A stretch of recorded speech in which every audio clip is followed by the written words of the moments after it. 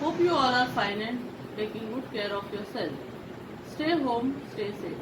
Myself, Mrs. Mangalas, and today I am going to teach you English for Standard 10, Chapter 1.1, Where the Mind is Without Fear.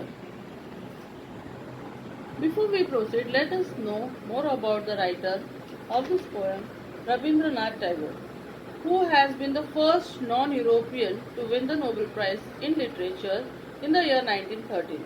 This poem was originally composed in Bengali and later he translated it into English.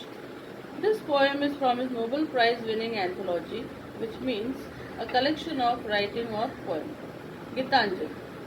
This poem was written when India was under the British rule and people were eagerly waiting to get their freedom from British Raj. The poem is written in the form of a prayer. Now, we shall understand the poem line by line. There are total 11 lines in the poem. In the first line, where the mind is without fear and the head is held high. Here the poet prays to the Almighty that everyone in his country moves about without any fear, with his head held high in dignity. In the next line, where knowledge is free, the poet dreams of a nation where knowledge is freely available to each and everyone in his country. The third and fourth line, where the world has not been broken up into fragments by narrow domestic walls. He dreams of a world and wants his nation to remain united and not be divided by narrow thinkings. Next line, where words come out from the depth of truth.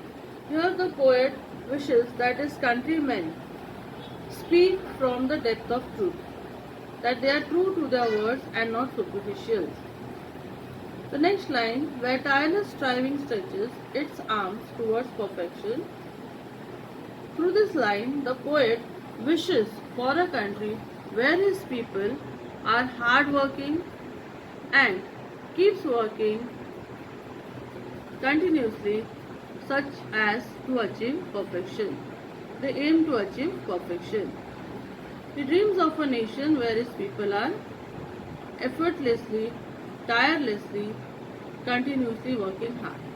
Next line, where the clear stream of reason has not lost its way into the dreary desert of dead habit. Through these two lines, the poet compares reason or logical thinking to clear stream, and in the next line compares dead habits, which means harmful rituals and superstition, to a dreary desert.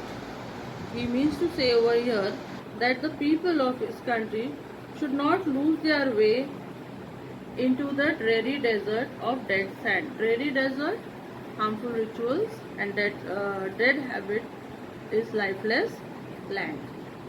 In the next line, where the mind is led forward by thee into ever widening thoughts and action. In these two lines, he wishes his countrymen to be progressive and broad-minded, and that they are led forward by the Almighty to ever widening thoughts and action so as to overcome narrow-mindedness.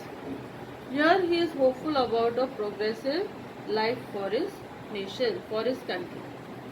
In the final line, the poet addresses God as Father and asks him to awaken his country into such a heaven of freedom where all the above conditions meet.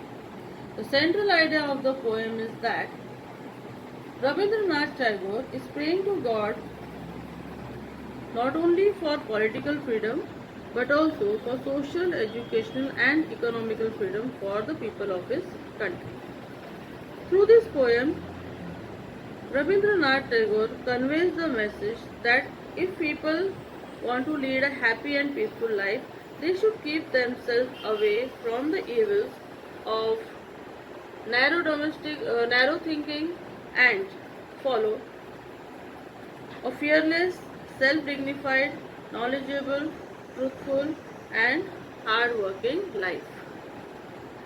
With this, children, I end the poem. I hope you have understood the poem. Thank you.